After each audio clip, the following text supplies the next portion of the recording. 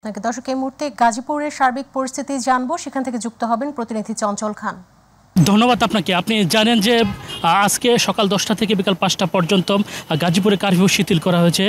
আর পোশাক শিল্প কারখানার যে শ্রমিকরা তারা কিন্তু সকাল থেকেই নিশ্চিত নিরাপত্তার মধ্য দিয়ে কিন্তু তারা তাদের কর্মক্ষেত্রে পৌঁছতে পেরেছে এবং তাদের কর্মকাণ্ড পরিচালিত করছে। আমি এই মুহূর্তে গাজীপুর চৌরাস্তায় অবস্থান করছি।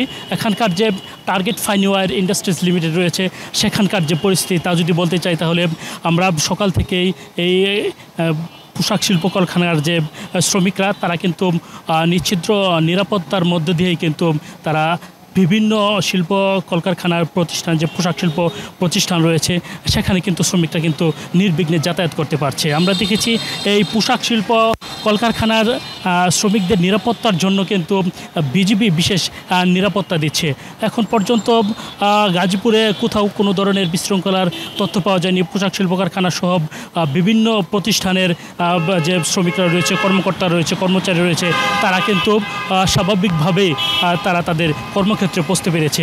সার্বিক যে পরিস্থিতি গাজীপুর তথা আশপাশের অঞ্চলে এই কারফিউ শিথিল হওয়ার কারণে কিন্তু মানুষ তাদের স্বাভাবিক যে কাজকর্ম সেটি করতে পারছে।